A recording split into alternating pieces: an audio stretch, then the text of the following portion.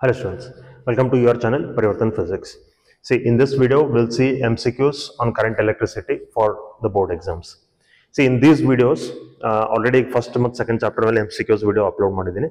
In these videos I have taken the MCQs which have been given in the question bank which is released by the board.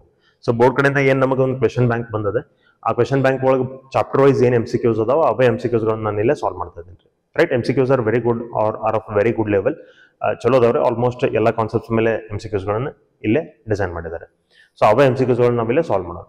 C MCQ ವಿಷಯಕ್ಕೆ ಬಂದಾಗ no one can say that ಇವ MCQs ಬರ್ತಾವಪ್ಪ ಅಥವಾ ನಾವು ಹೇಳಿದ MCQs ಬರ್ತಾವಪ್ಪ ಅಂತ ಯಾರು ಹೇಳಕ್ ಬರೋದಿಲ್ಲ. Nobody can say that these MCQs only will come. So MCQs ಏನ್ ಎಕ್ಸಾಮ್ ಒಳಗೆ ಬರ್ತಾವ ಅವತ್ತನ್ನು ಸಾಲ್ವ್ ಮಾಡ್ಲಿಕ್ಕೆ you should have a very good knowledge of all the concepts from your chapters. ಎಲ್ಲ ಚಾಪ್ಟರ್ಸ್ ಆಗಿಂದ ಎಲ್ಲ ಕಾನ್ಸೆಪ್ಟ್ಸ್ ನಾಲೆಜ್ ನಿಮ್ಗೆ ಇರಬೇಕು, ನೀವು ಓದ್ಕೊಂಡಿರ್ಬೇಕು. ಅಂದಾಗ ಮಾತ್ರ ನೀವು ಅದನ್ನು ಸಾಲ್ವ್ ಮಾಡಬಹುದು. ಆಮೇಲೆ ಸಾಕಷ್ಟು MCQs ಗಳನ್ನು ನೀವು ಸಾಲ್ವ್ ಮಾಡಿ ಪ್ರಾಕ್ಟೀಸ್ ಮಾಡಿರ್ಬೇಕು. Then only you can attempt all those MCQs. So ಇಲ್ಲಿ ಏನು MCQs ಅದಾವೆ, ಈ MCQs ಗಳನ್ನು ಸಾಲ್ವ್ ಮಾಡೋದ್ರಿಂದ you will get an idea how the questions will come and how we have to solve that. So it will surely help you in solving the MCQs which will come in your examination. Right, okay. So ಈಗೇನು MCQs ಅದಾವೆ ಇತರ concepts ಮೇಲೆ ಏನಾದರೂ ಬಂದ್ರೆ you will surely get an idea to solve those questions also. So let us begin the video then. The SI unit of current is ampere. Okay, sorry. SI unit of current. Okay, SI unit of current is ampere. Second question.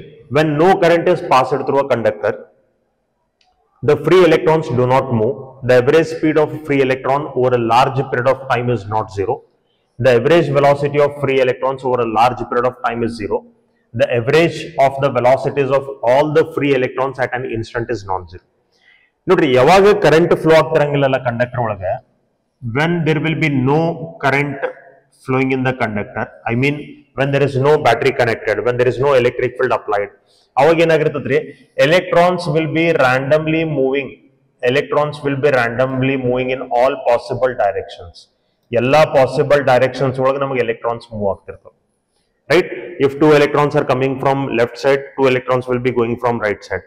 So ಅಲ್ಲಿ net current ನಮಗೆ zero ಆಯ್ತು, velocity of the electrons ಗಳು cancel out ಆಗ್ತಾವ, net velocity ನಮಗೆ zero ಆಗ್ತದೆ. ಯಾವಾಗ ನೀವು ಒಂದು ಬ್ಯಾಟ್ರಿ ಕನೆಕ್ಟ್ ಮಾಡ್ತೀರಿ ಅವಾಗ ನಮಗೆ ಅಲ್ಲಿ ಒಂದು ಎಲೆಕ್ಟ್ರಿಕ್ ಫೀಲ್ಡ್ ಡೆವಲಪ್ ಆಗಿ these electrons, all the electrons will start moving in one particular direction. ರ್ಯಾಂಡಮ್ಲಿನ ಮೂವ್ ಆಗ್ತಾವ, ಐ ಮೀನ್ ಜಿಗ್ಜಾಗ್ ಈ ರ್ಯಾಂಡಮ್ ಪಾತ್ ಒಳಗೆ ಮೂವ್ ಆಗ್ತಾವ, ಬಟ್ ಒಂದು ಪರ್ಟಿಕ್ಯುಲರ್ ಡೈರೆಕ್ಷನ್ ದಾಗ ಮೂವ್ ಆಗ್ತಾವ್ರಿ, ಅವಾಗ ಕರೆಂಟ್ ಫ್ಲೋ ಆಗ್ಲಿಕ್ಕೆ ಶುರು ಆಗ್ತದೆ. ರೈಟ್, ಅವಾಗ ನಿಮ್ಗೆ ನೆಟ್ ಕರೆಂಟ್ ಸಿಗ್ತದ್ರಿ, ನೆಟ್ ವೆಲಾಸಿಟಿ ಸಿಗ್ತದೆ. But before applying the electric field ಅಥವಾ before connecting the battery, net current will also be zero, net velocity of the electrons will also be zero. Right, ಇದು mechanism of current flow ಒಳಗೆ ನಾವು ಕಲ್ತಿರ್ತೀವಿ current electricity chapter ಒಳಗೆ. Right, so ಇಲ್ಲಿ ನಮ್ಗೆ ಏನ್ ಕೊಟ್ಟಿದ್ದಾರೆ, the average velocity of free electron over a large period of time is zero. Yes, average velocity ನಮ್ಗೆ ಏನಾಗ್ತದ್ರಿ, ಝೀರೋ ಆಗ್ತದೆ. Third question. In the absence of electric field, the mean velocity of free electrons in a conductor at absolute temperature is.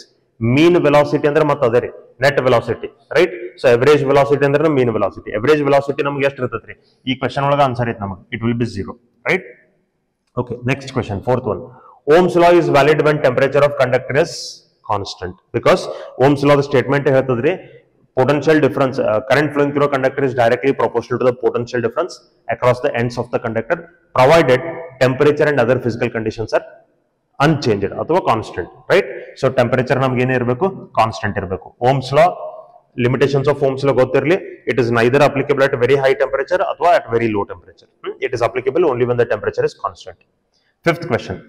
In the equation AB equal to C, A is current density, C is electric field, then B is, ನೋಡ್ರಿ, AB equal to C ಅಂತ ನಮಗೆ equation ಅದ. AB equal to C, A ಅಂತಂದ್ರೆ ನಮ್ಗೆ ಏನಂದನ current density ಅಂದನ್ರಿ, current density is represented by J. Right, ಇದು B as it is ಇರ್ಲಿ. C ಅಂದ್ರೆ ಏನಂದನ ಎಲೆಕ್ಟ್ರಿಕ್ ಫೀಲ್ಡ್ ಅಂದನ್ರಿ.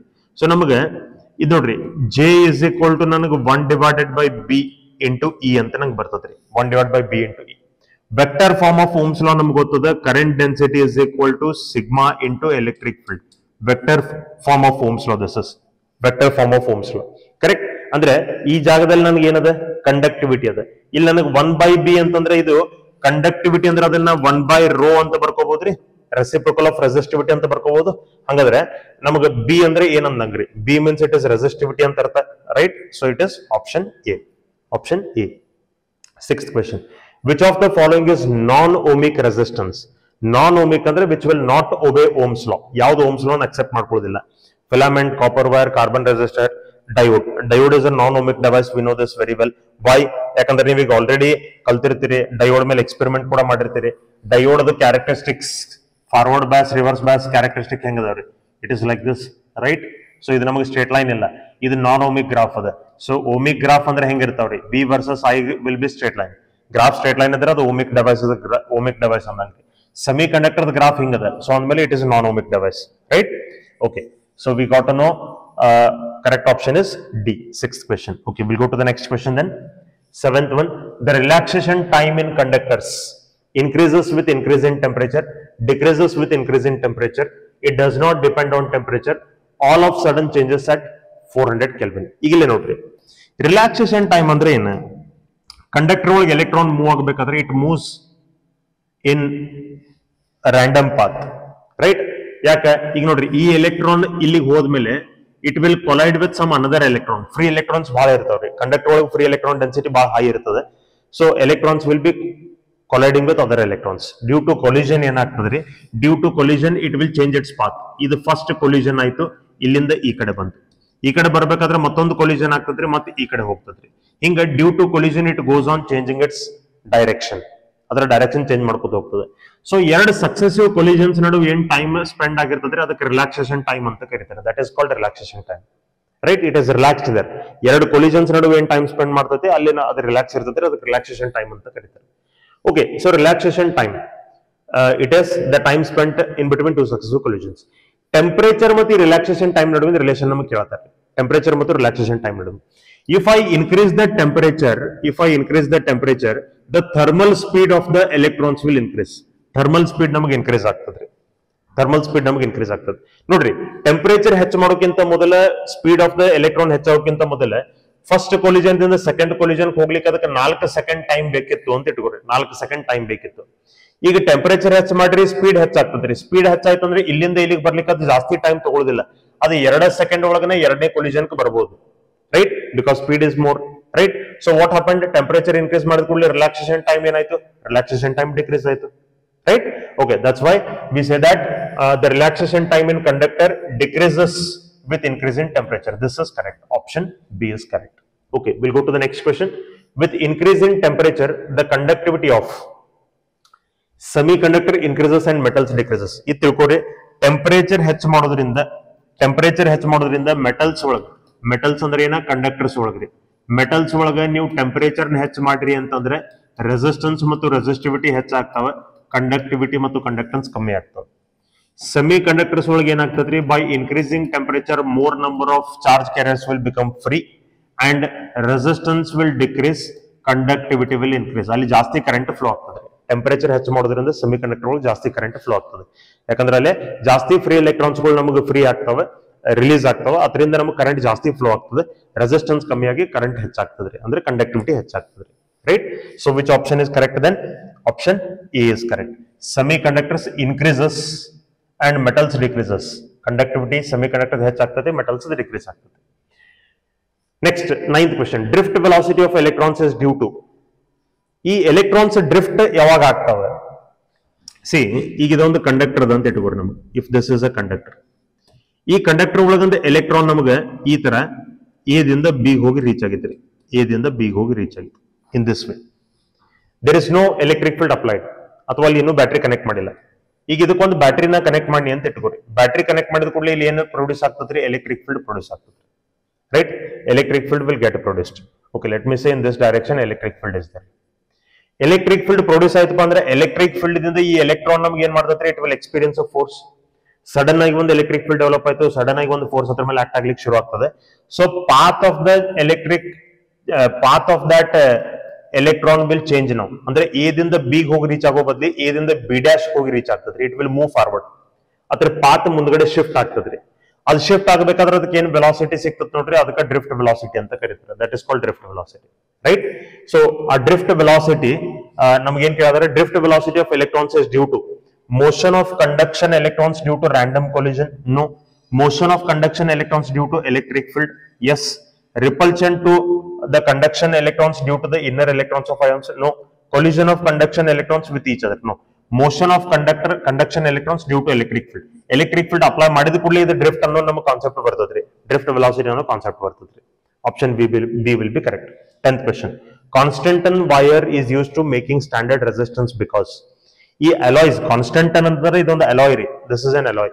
ಅಲಾಯ್ಸ್ ಗಳನ್ನು ರೆಸಿಸ್ಟೆನ್ಸ್ ಫಾರ್ಮ್ ಮಾಡ್ಲಿಕ್ಕೆ, ರೆಸಿಸ್ಟೆನ್ಸ್ ಬಾಕ್ಸ್ ಗಳನ್ನು ಡಿಸೈನ್ ಮಾಡ್ಲಿಕ್ಕೆ ಯಾಕೆ ಯೂಸ್ ಮಾಡ್ತಾರೆ ಅಂದ್ರೆ they have very low value of alpha. Alpha means temperature coefficient of resistivity, ಅದು ನಮಗೆ ಬಹಳ ಕಮ್ಮಿ ಇರ್ತದೆ. If alpha is less, what does alpha indicates?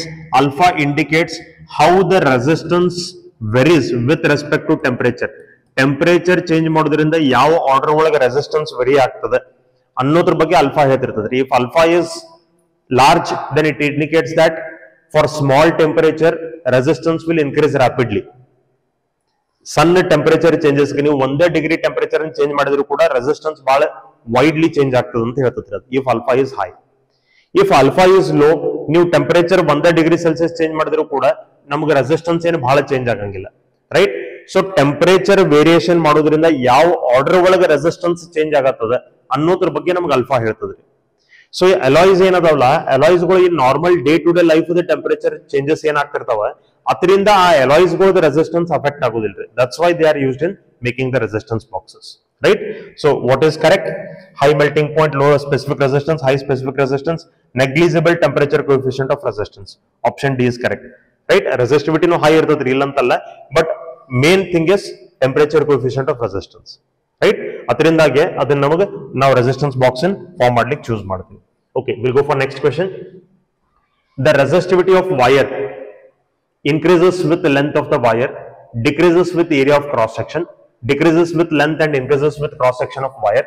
None of the above statement is correct. Nodri, resistivity and then resistance is equal to resistivity into length divided by area. Resistance length mag depend the cross sectional area mag depend the resistivity annodu it is related to material of the wire.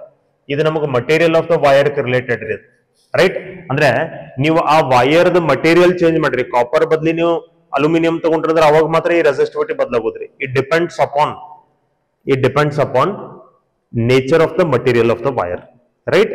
So ಹಿಂಗಾಗಿ ಇಲ್ಲಿ ನಮಗೆ length very ಮಾಡೋದ್ರಿಂದ ಅಥವಾ cross sectional area very ಮಾಡೋದ್ರಿಂದ ನಮಗಿಲ್ಲೇ resistivity increase decrease ಇಲ್ಲಿ ಏನ್ ಕೊಟ್ಟಾರ ನೋಡ್ರಿ, increases with the length of the wire.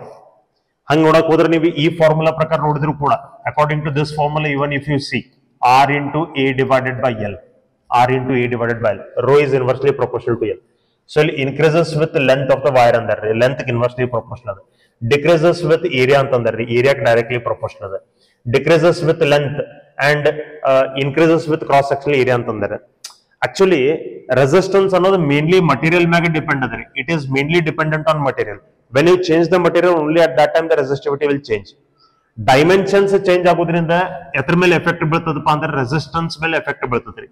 Dimension change ಮಾಡೋದ್ರಿಂದ ರೆಸಿಸ್ಟೆನ್ಸ್ ಮೇಲೆ ಎಫೆಕ್ಟ್ ಬೀಳ್ತದೆ, ರೆಸಿಸ್ಟಿವಿಟಿ ಮೇಲೆ ಎಫೆಕ್ಟ್ ಬೀಳಂಗಿಲ್ಲ, ರೈಟ್? ಸೊ ಇಲ್ಲಿ none of the above statement is correct, this will be correct. ಯಾಕಂದ್ರೆ resistivity mainly depends upon what material. So material change ಆದ್ರೆ ಮಾತ್ರ ನಮಗೆ ರೆಸಿಸ್ಟಿವಿಟಿ ಚೇಂಜ್ ಆಗ್ತದ್ರಿ. Okay, will go for next question. 12th one, n identical cells of each EMF E and internal resistance R are connected in series, and external resistance R is connected in series with this combination, the current through the R. Okay, nodri ಎಷ್ಟು resistances ಎಷ್ಟು identical cells ಅದಾವ, n identical cells, EMF E ಅದ, internal resistance R ಅದ. How much will be the effective EMF then? Effective EMF ನಮಗೆ ಎಷ್ಟು ಆಗ್ತದ್ರಿ, n into E. Effective internal resistance ಎಷ್ಟು ಆಗ್ತದ್ರಿ, n into R. ಯಾಕಂದ್ರೆ ಅವೆಲ್ಲ ನಮಗೆ ಯಾವ ಕಾಂಬಿನೇಷನ್ ದಾಗ ಕನೆಕ್ಟ್ ಅದಾವ, ಸೀರೀಸ್ ಕಾಂಬಿನೇಷನ್ ಒಳಗೆ ಕನೆಕ್ಟ್ ಅದಾವ. ಸೊ ಈಗ ಕರೆಂಟ್ ಥ್ರೂ ಎಕ್ಸ್ಟರ್ನಲ್ ರೆಸಿಸ್ಟೆನ್ಸ್ ಕೇಳ್ತಾರೆ ನಮಗೆ. ಆ ಎಲ್ಲಾ ಸೆಲ್ಸ್ ಗಳನ್ನ ಎಕ್ಸ್ಟರ್ನಲ್ ರೆಸಿಸ್ಟೆನ್ಸ್ ಕನೆಕ್ಟ್ ಮಾಡ್ರೆ ಕರೆಂಟ್ ಎಷ್ಟು ಇರ್ತೈತಿ? Main current formula I is equal to E divided by R plus R. So ಇಲ್ಲಿ ಎಫೆಕ್ಟಿವ್ EMF ತಗೋಬೇಕು, ಎಫೆಕ್ಟಿವ್ ಇಂಟರ್ನಲ್ ರೆಸಿಸ್ಟೆನ್ಸ್ ತಗೋಬೇಕು.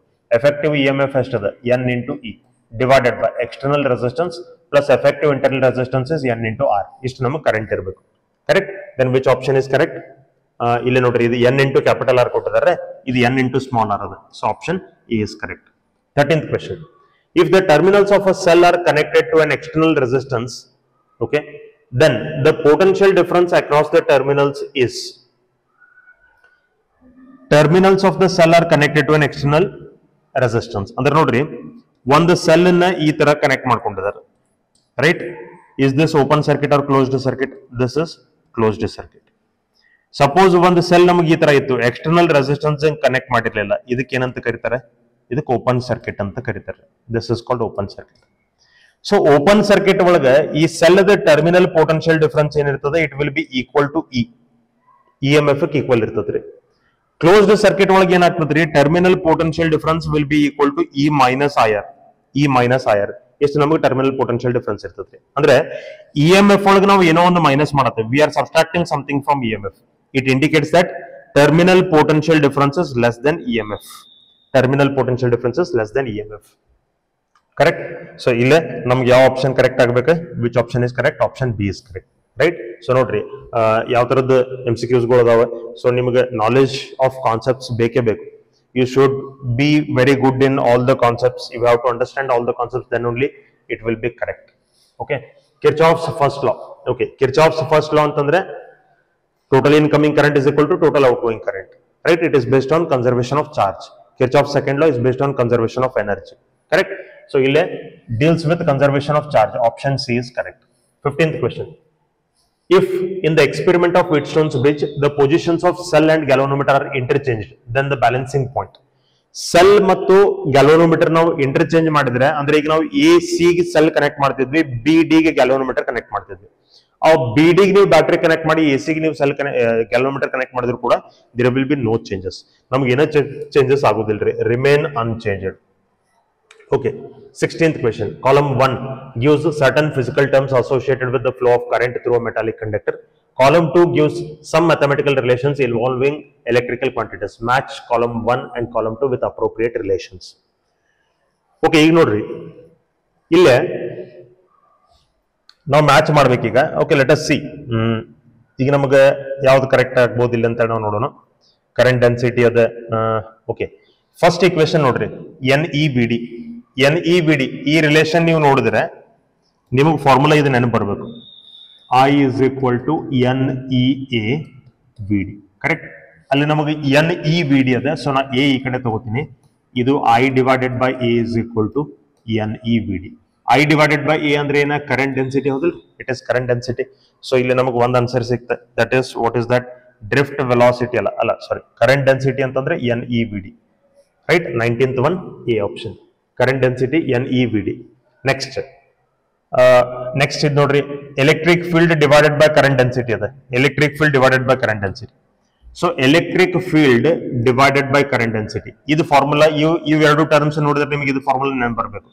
Current density is equal to sigma into E, vector form of Ohm's law. So ನಮಗೆ electric field divided by current density ಅಂದ್ರಿ, ಅಂದ್ರೆ ನಾ J ಈ ಕಡೆ ತಗೋತೀನಿ, ಸಿಗ್ಮಾ ಈ ಕಡೆ ತಗೋತೀನಿ, ರೈಟ್? ಹಂಗಾದ್ರೆ ಇದು 1/σ ಅಂತಂದ್ರೆ ಇದೇನ್ರಿ? ನಮಗೆ ರೆಸಿಸ್ಟಿವಿಟಿ. ಸೊ ರೆಸಿಸ್ಟಿವಿಟಿ ಅಂದ್ರೆ E/J ಅಂತಂಗ್ರಿ. Resistivity means E/J. So finally ನಮ್ಗಿಲ್ಲಿ ಎಲೆಕ್ಟ್ರಿಕಲ್ ರೆಸಿಸ್ಟಿವಿಟಿ ಇಸ್ E/J. ಮುಗಿದು ಬಂತು, right? Okay, M divided by NE square rho, E into tau divided by M. ಇಲ್ಲಿ ನೋಡ್ರಿ, ಈ ಫಾರ್ಮುಲಾ ಸ್ಟ್ಯಾಂಡರ್ಡ್ ಫಾರ್ಮುಲಾ ಅದ. E into E tau by M. ಇಲ್ಲಿ ನೋಡ್ರಿ, we know drift velocity is given by EV into tau divided by ML. EV into tau by ML, right? So ಇಲ್ಲೇ E into electric field, V by L ಅಂದ್ರೆ electric field ರೀ. E into E divided by M into tau. So ಇದು ನಮ್ಗೆ ಏನಾಗ್ತದ್ರಿ? drift velocity ಆಗ್ತದ್ರಿ. Okay, so it will be drift velocity. Drift velocity is here. So drift velocity matches this. ಹಂಗಾದ್ರೆ ನಮಗೆ first one ಏನಿರ್ಬೇಕು? First one ಇದಿರ್ಬೇಕು. Okay, ಇಲ್ಲಿ question ಒಳಗೆ ಇಲ್ಲಿ ನಮಗೆ 17, 18, 19 ಅಂತ ಕೊಟ್ಟಾನ. 17, 18, 19 ಅಲ್ಲ, ಕೆಳಗೆ ಆಪ್ಷನ್ಸ್ ಏನ್ ಕೊಟ್ಟಾನ ಅದ್ರ ಪ್ರಕಾರ ಇದು 1, ಇದು 2, this is 3 and this is 4, correct? So 1C 2D, 1C 2D 3A 4B, correct? Which option is correct then? Option B is correct. Correct? 1C 2D 3A 4B, correct? We'll go to the next question then. Okay, next one. The resistance of a wire is R ohm. It is melted and stretched n times its original length. Its new resistances. Nodri, stretching case bandaga new resistance R dash will be equal to n square times of R. Right? Idana ನಾವು shortcut ಅಂತ use ಮಾಡ್ತೀವಿ. Competitive classes ಒಳಗೆ ನಾನು ನಿಮಗೆ ಹೇಳಿದ್ದೀನಿ, ಇದನ್ನ current electricity video ಒಳಗೆ ನೀವು ನೋಡಬಹುದು. NEET and KCET current electricity ಅಂತ ಏನದ ಅಲ್ಲ. So n square times of r. Andre ಯಾವ option correct ರೀ? Option D is correct. 18th question. When a wire is not connected to the battery, no current flows. It is correct. Second statement. In the absence of electric field, free electrons moves randomly or do not move in particular direction. Obviously, ನೀವು battery connect ಮಾಡದೇ ಇದ್ದಾಗ ಆಗಲೇ ನಾವು ನೋಡಿದ್ವಿ, battery connect ಮಾಡದೇ ಇದ್ದಾಗ they will be moving randomly particular direction ದಾಗ move ಆಗ್ತಿರಂಗಿಲ್ಲ. ಅಂದ್ರೆ ಎರಡು ನಮಗೆ ಕರೆಕ್ಟ್ ಅದಾವ್ರಿ. Both statement 1 and statement 2 are true and statement 2 is correct explanation of statement 1. Yes. 19th question. Which of the following is different from others? Different ಕೇಳತ್ತ. Volt, ohm, ampere, ohm, volt, ampere ಇವೆಲ್ಲಾನು ನಮ್ಮ current related ಅದಾವ. Joule per second square. This is different, right? So option D will be correct. Which is different ಅಂತ ಕೇಳತ್ತ. Next, last two questions. When a steady current flows through a metal conductor of non-uniform cross section, the drift velocity is steady current ಅಂತಂದರೆ. Steady current ಅಂದ್ರೆ current is constant. Drift velocity ನಿಮಗೆ ಕೇಳದ. Use this relation I is equal to NEAVD. ಯಾಕಂದ್ರೆ question is in between drift velocity and current. So current constant ಅಂದರೆ. Current constant ಆಯ್ತಪ್ಪ ಅಂತಂದ್ರೆ VD is inversely proportional to NEA. So ಇವೆಲ್ಲ constant ಆದ್ರೆ I is constant, N is constant, E is constant. ಹಂಗಾದ್ರೆ drift velocity is inversely proportional to cross sectional area. Correct? So inversely proportional to area of cross section. Option C will be correct. Next, 21, last question. Consider a thin square sheet of side L and thickness T made of material of resistivity rho. The resistance between two opposite faces shown by the shaded areas in the figure. Okay. E areas ನಡುವಿಂದ ನಮಗೆ resistance ಕೇಳ್ತಾರೆ. This is the shaded area and this is the shaded area. Right? So ಈ side ನಮಗೆ ಎಷ್ಟು ಅದಪ್ಪ ಅಂದ್ರೆ L ಅಂತೇಳಿ ಅದ, ಈ side ನಮಗೆ ಎಲ್ ಅಂತೇಳಿ ಅದ, ಯಾಕಂದ್ರೆ ಸ್ಕ್ವೇರ್ ಅದ ಅಂತ ಹೇಳಿದ್ರಿ. ಸೊ ನಮಗೆ ರೆಸಿಸ್ಟೆನ್ಸ್ ಕೇಳ್ತಾನೆ. ಸೊ ರೆಸಿಸ್ಟೆನ್ಸ್ ಫಾರ್ಮುಲಾ ಏನ್ರಿ? Resistance R is equal to rho into L divided by A. Correct? So rho into L. L ಅಂದ್ರೆ ಲೆಂತ್, ಎಲ್ ಅಂದ್ರೆ length of the conductor. Length of the conductor ಎಷ್ಟು ಕೊಟ್ಟಿದ್ದಾನೆ? L ಅಂತ ಕೊಟ್ಟಿದೆ. Divided by area. Area ಅಂದ್ರೆ ನೋಡ್ರಿ cross sectional area. This is cross sectional area. So cross sectional area ಅಂದ್ರೆ ಈ length into e thickness now ತಗೋಬೇಕು. Length into this thickness, this gives you area, right? So area is length into thickness. So length and length will get cancelled. I will get it as rho divided by t.